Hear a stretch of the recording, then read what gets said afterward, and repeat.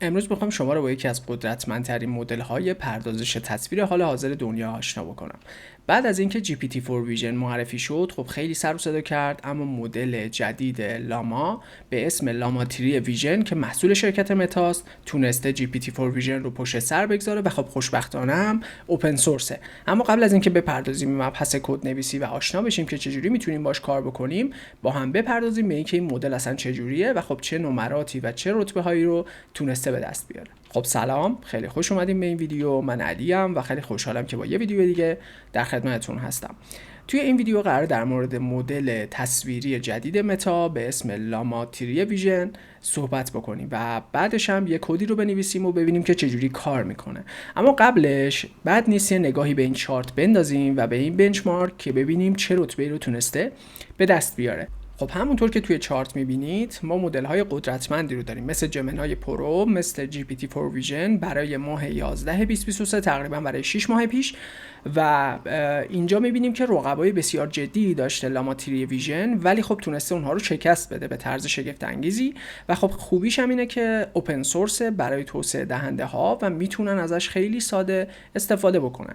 همونطور که میبینید توی بحث OCR، یعنی اینکه مثلا بخواد از توی تصویر یک سری چیزها رو استخراج بکنه، نمره بسیار بهتری رو گرفته نسبت به رقبای خودش که GPT-4 ویژن یا حالا جمنای پرو هست. اونا مثلا رتبهشون 680 بوده یا نمره‌ای که گرفتن 680 بوده یا دقتشون، ولی خب لاما 3 ویژن تونسته نمره 725 و 605 رو بگیره که خب خیلی خوبه بسته به وزن حالا مدل.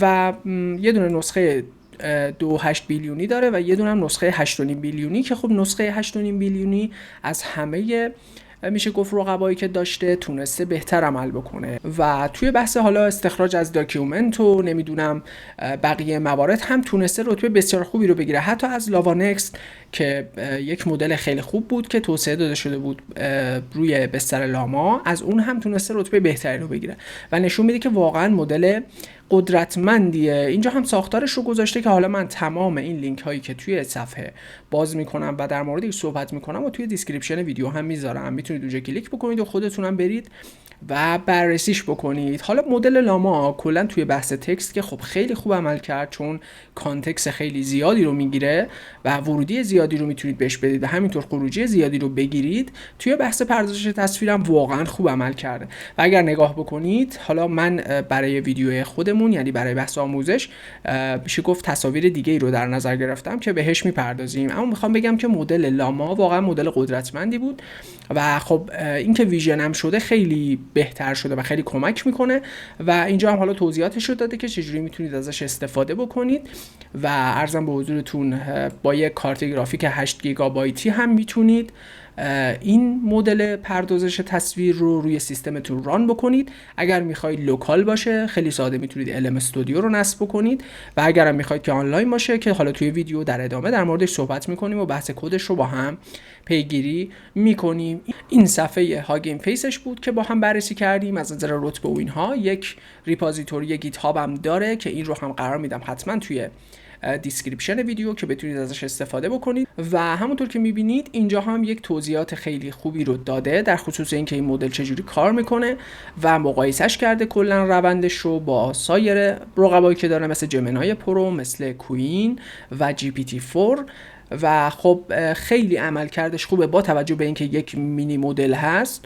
واقعا عملکردش خوبه. خب خوبی مینی مدل هم اینه که شما میتونید روی سخت افزار یا سرورهای متوسط هم رانش بکنید و دیگه نیاز به شاید بار پردازشی خیلی قوی نداشته باشه. به خاطر همین یک امتیاز محسوب میشه که یک مینی مدل ویژن داشته باشید برای اینکه بخواید خیلی کارها رو انجام بدید. اینم صفحه گیت هابشه که حالا توضیحات رو داده و خیلی ساده میتونید ازش استفاده بکنید. تمام توضیحاتش اینجا هست و بپردازیم به مبحث گوگل کلاب که سورس کدش هست و من یک سری توضیحات رو میدم. در نهایت سورس کد رو هم قرار میدم روی کانال تلگرام و گیت هاب که بتونید دانلود بکنید. لینکش رو هم توی دیسکریپشن ویدیو قرار میدم. اولین کاری که باید بکنیم اینه که خب کلابمون رو اجرا بکنیم و بعد من توضیحات رو بدم و بپردازیم به مبحث پروژه محورش. خب خیلی هم عالی. ما الان گوگل کلاب رو داریم، باز کردیم و کتابخونه هایی که باید نصب بکنیم رو من بهتون میگم. توی خط اول هم دارید میبینید و حالا لینک کلاب رو که اجرا بکنید تمام اینها توی اون هستش.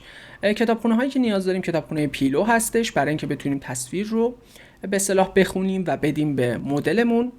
میشه گفت کتابخونه تورش رو داریم، تورش ویژن رو داریم، ترانسفورمرز رو داریم برای اینکه بخوایم از مدل هایی که توی هاگین فیس هستن بدون اینکه حالا به اصطلاح بخوایم روی سیستممون بذاریم یا دانلودش بکنیم روی سیستممون استفاده بکنیم که حالا توضیحاتش رو میدم. کتابخونه سنتنس پیس و اسلریت و بیتس اند بایتس و کتابخونه تیم که تمام اینها رو باید نصب بکنید روی پروژهتون. خب من کتابخونه ها رو اجرا میکنم که نصب بشن و همونطور که میبینید وضعیت اجرا شدن این کلاب هم باید روی کارت گرافیک باشه که میتونید تنظیماتش رو از توی کلابتون فعال بکنید که با کارت گرافیکش بخواد پروژه رو ران بکنه، چون اگر روی سی پی یو باشه شاید یکم زمان بیشتری رو ببره تا بخواد پردازش رو انجام بده و در نهایت خروجی رو بهتون بده. مرحله بعدی ایمپورت کردن کتابخونه هاست. کتابخونه تورچ، کتابخونه پیل، کتابخونه ترانسفورمرز. پیل همون کتابخونه پیلوه دیگه و کتابخونه ترانسفورمرز و همینطور متپلاتلیب که ما بتونیم ارزم به حضورتون تصویر رو بخونیم. با ترانسفورمرز اون تصویر رو توکنایز بکنیم بدیم به مدلی که داخل هاگین فیس هست، یعنی همین مدل لاما 3 ویژن نسخه 2.5 و ارزم به حضورتون بتونیم با اون تصویر تبادل داشته باشیم. حالا تصویری که من انتخاب کردم یه تصویر چارت بیت کوینه. حالا شما هر تصویری که داشته باشید رو میتونه براتون بخونه و باهاش ارتباط بگیرید و به طور کلی خیلی کتابخونه کاربردیه. به نظرم نسبت به جمنای پرو هم عملکرد بهتری رو داره، چون من ویدیو جمنای پرو رو قبلا توی یوتیوب گذاشته بودم اما این مدل واقعا مدل قدرتمندیه. حالا کار بعدی که باید بکنیم ما یک متغیر مدل میسازیم و اتو مدلی که این بالا ایمپورت کرده بودیم از توی کتابخونه ترانسفورمرز رو فراخوانی میکنیم from pre-trained. این دستور به ما اجازه میده که از مدل هایی که pre-trained شدن یا قبلا آموزش دیدن بخوایم استفاده بکنیم توی پروژمون و خب آدرس به اصطلاح این میشه گفت مدل رو هم به عنوان پارامتر بهش میدیم و همینطور بحث توکنایزر، چون ما مدل رو که میخونیم باید توکنایز بکنیم و دیتایی هم که میخوایم بهش بدیم طبیعتا باید توکنایز باشه، چون کلا بحث حالا LLM ها یا ماشین لرنینگ یا هوش مصنوعی همیشه باید توکنایز بشن یا وکتورایز بشن، به خاطر اینکه خب خیلی چیزا رو نمیفهمن، یعنی متن رو درک نمیکنن و همه چیز باید به صورت اعداد ریاضی یا ماتریس بهشون داده بشه. به خاطر همین ما یک مدل رو فراخوانی میکنیم از مدل های پیش تمرین داده شده که همین مدلی هست که اینجا ما توی به اصطلاح هاگین فیس داریم به عنوان پارامتر بهش میدیم و همینطور اتو توکنایزر رو فراخوانی میکنیم و دات from pre-trained و دوباره همون آدرس به اصطلاح مدلمون رو بهش میدیم. بعد از اینکه حالا ما اینها رو انجام دادیم کتابخونه ها رو ایمپورت کردیم و عرضم به حضورتون این بخش رو فعال کردیم، دیگه میپردازیم به مبحث دیگه. من صبر میکنم تا مدل برامون دانلود بشه و بعد ادامه ویدیو رو با هم انجام میدیم.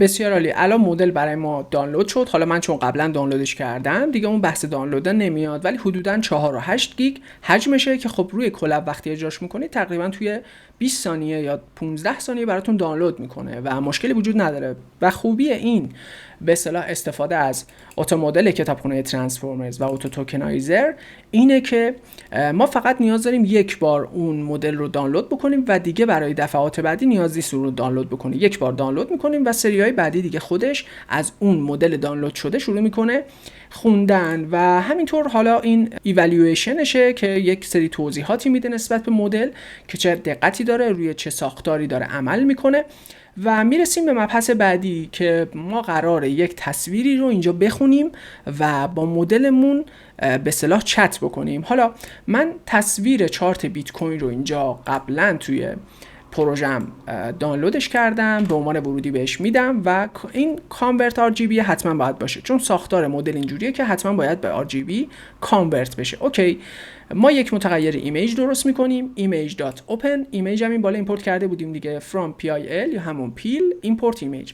با این دستور میتونیم تصویرمون رو اوپن بکنیم یا باز بکنیم که کامپیوتر بتونه اون رو بخونه و در نهایت هم کتابخونه متپلاتلیب plt.imshow که مخفف همون ایمیج شوه و ورودی ایمیجمون رو بهش میدیم و اکسیس آف هم یعنی plt.axis و داخلش آف رو میدیم به خاطر اینکه این محور x و y رو دیگه برامون نیاره به صورت حالا به صورت خطکش یا حالا اون خطکشی شده. و در نهایت هم plt.show. ببین من اگر این رو ران بکنم الان تصویر من رو بهم نشون میده، یعنی تصویری که من دانلود کرده بودم رو خیلی ساده داره برام میخونه و عرضم به حضورتون میتونم ازش استفاده بکنم.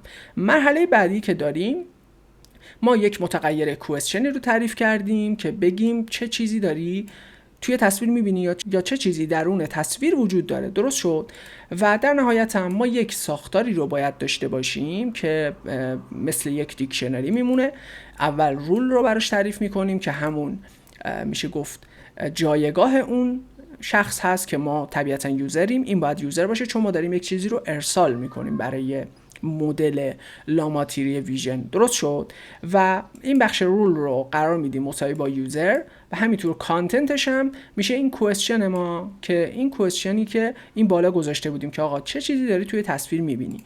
و این ساختار هم به صورت یک لیسته که داخلش یه دونه دیکشنریه و خب این پارامترها رو باید بهش بدید. اوکی، مرحله بعدی میرسیم به این که بخوایم از مدلمون خروجی رو بگیریم. خب بالاتر بهش گفته بودیم که چه چیزی توی تصویر میبینی، ساختارش هم براش مشخص کرده بودیم. من یک بار دیگه این رو ران بکنم و در نهایت یک متغیر رز درست میکنیم که مخفف همون ریزالته. حالا شما هر چیزی دوست داشتید میتونید بذارید. اینجا تمام اون اتفاق ها میفته، یعنی توکنایز میشه، وکتورایز میشه، ارسال میشه برای مدل و در نهایت هم خروجی رو میتونیم ببینیم. پس با صدا زدن مدل دات چت به مدل ما این بالا ساخته بودیم دیگه. دقت کنید ما مدل رو این بالا ساخته بودیم، گفته بودیم آقا از به اصطلاح از کتابخونه ترانسفورمرز آتو مدل رو فراخوانی کرده بودیم، گفته بودیم ما یک مدل پیش تمرین داده شده داریم که آدرسش اینه توی هاگین فیس.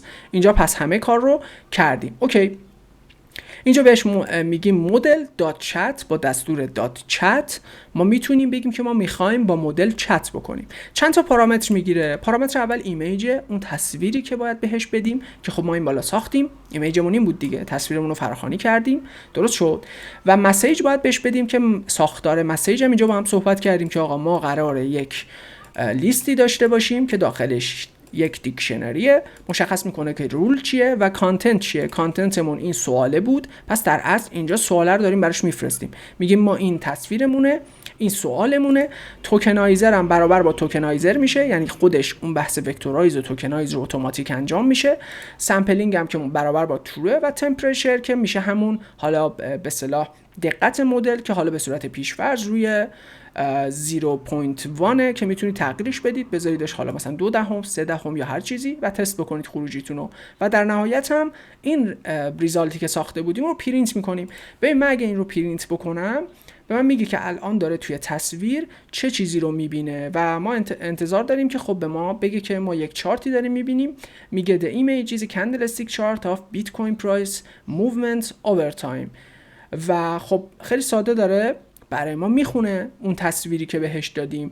و خب میتونیم سوالات دیگه هم ازش بپرسیم، مثلا بگیم look at.